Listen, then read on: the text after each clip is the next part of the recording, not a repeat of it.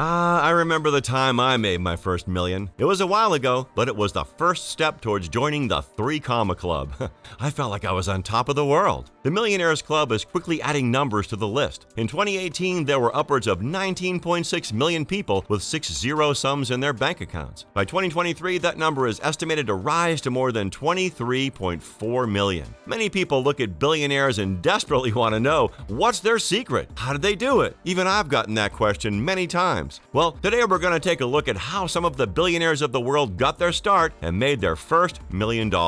Welcome back to our channel. If you haven't already, make sure you hit the subscribe button and ring that bell so you get notified every time we upload a new video. Not all billionaires found success as quickly as Mark Zuckerberg, who got his first $1 million check at the age of 22. And from there, it wasn't long until he made the leap from millionaire to billionaire at age 23. Zuckerberg is known for co-founding Facebook from his dorm room. He enrolled in Harvard in 2002 but dropped out soon after to give his full attention to his new site. And life as a college dropout went just fine for him. He moved the company to Palo Alto in California and investments started to roll in. $500,000 from Peter Thiel in 2004 and then a pivotal investment of $12.7 million from the venture capital firm Excel in 2005. So as you can tell, Facebook was a hot commodity, and it only got better when he did his first TV interview with CNBC in 2004. Facebook's user base exploded soon after, from 100,000 users at the time of the interview to 1 million at the end of 2004. As Facebook's CEO, Zuckerberg is the company's lowest paid employee, with a base salary of just $1. His wealth is actually largely tied to his Facebook stock. Just 1 year behind, Sir Richard Branson made his very first million at the age of 23 in 1973. The founder and CEO of the Virgin Group would take another 20 years to hit billionaire status. His path to becoming a multi-billion-dollar business magnate started 50 years ago after he left school at just 16 to start his first business. He launched Student Magazine in 1968 to provide a fresh alternative to the stale publications and other school magazines that existed at the time. He interviewed celebrities like Dudley Moore and Vanessa Redgrave, and he sold almost $8,000 worth of advertising for the very first issue. Soon after, he started a mail-order record business, which helped to fund the magazine. By the early 1970s, he opened the first Virgin Records shop, and by 1972, Branson had 14 record stores, whose profits were used to found the music label Virgin Records. By 1973, Branson earned his first $1 million after his label signed Mike Oldfield and sold more than 5 million copies of his record, Tubular Bells.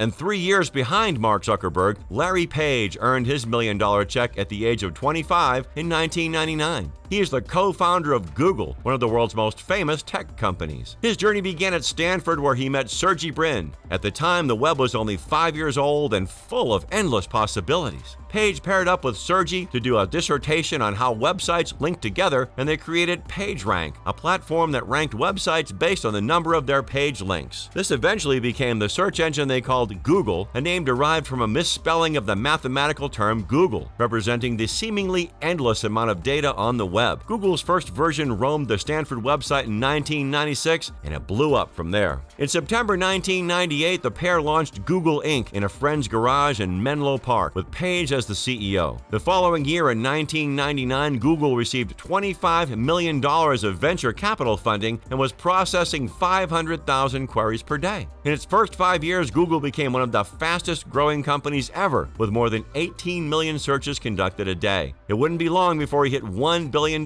at age 30. Bill Gates may have a net worth far surpassing that of Zuckerberg's, but he did become a billionaire when he was much older than the Facebook founder. Gates hit $1 million in 1981 at age 26, thanks to Microsoft's IPO. The shares he sold made him $1.6 million, and the 45% stake he retained gained a market value of $350 million. The first thing he did after getting his newfound wealth, he paid off a $150,000 mortgage. From a former richest man in the world to the current richest man in the world, Elon Musk became a millionaire at age 27 in 1999 when he sold a web software company for $300 million. It was an online city guide software for newspapers, and it was called Zip2. Musk founded this business with his brother Kimball Musk and mentor Greg Khoury with an initial investment of $6,000. He then sold his company to Compaq Computer Corporation, which bought Zip2 in an attempt to make the Alta Vista internet search engine more more competitive against Yahoo, Lycros, and Excite. Musk made his fortune with his invention, and Warren Buffett did it with smart investing. The investing legend and CEO of Berkshire Hathaway became a millionaire in 1960 at the age of 30. Buffett was an investment salesman, a job he actually enjoyed doing except when he lost money for his clients. To minimize the possibility of that happening, he started a partnership with his close friends and family. This partnership came to terms. Buffett himself would invest only $100 and through reinvested management fees would grow his stake in the partnership. He would take half of the partnership's gains over 4% and would repay the partnership a quarter of any loss incurred. That way, by 1959, Buffett had opened a total of 7 partnerships and had a 9.5% stake in more than $1 million of partnership assets. By the time he was 30, Warren was a millionaire, and he merged all of his partnerships into a single entity. He only turned his sights to directly investing in businesses after hitting $1 million.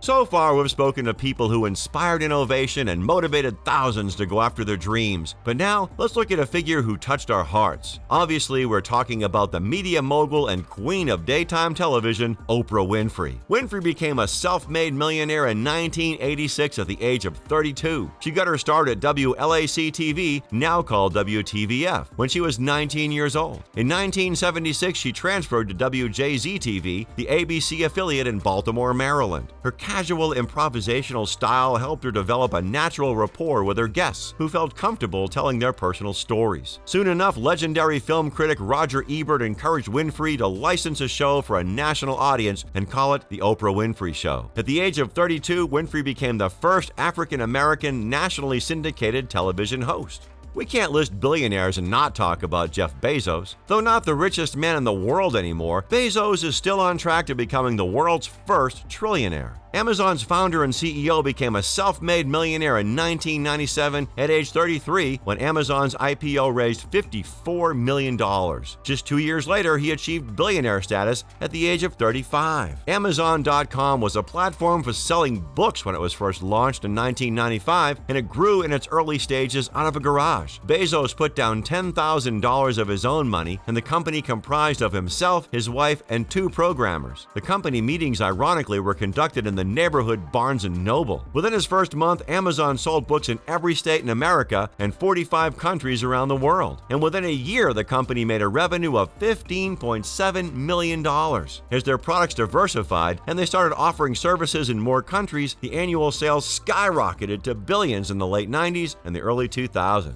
And finally, Larry Ellison made his first million at the age of 42 in 1986. In the 1970s, Ellison, a college dropout, spun through a series of jobs that included the Fireman's Fund, Wells Fargo & Company, and Amdahl Corporation. On the way, he picked up basic computer skills that he used as a programmer at Amdahl. In 1977, Ellison and 2 of his Amdahl colleagues launched software development labs. They were employed by the CIA to develop a relational database management system a year later. Ellison codenamed the product Oracle. Well, he actually called it Oracle version 2 because he knew buyers would prefer that to version 1. In 1981, IBM signed on to Oracle, and for the next 7 years, company sales doubled to the point that Ellison renamed the firm Oracle Corporation after his best-selling product. He then started introducing new products, replaced the staff, and executed widespread management changes. Inspired yet? Tell us what you think in the comments below. If you enjoyed this video, don't forget to give us a like and check out more videos over at the King Luxury channel. Thanks for watching, and we'll see you next time.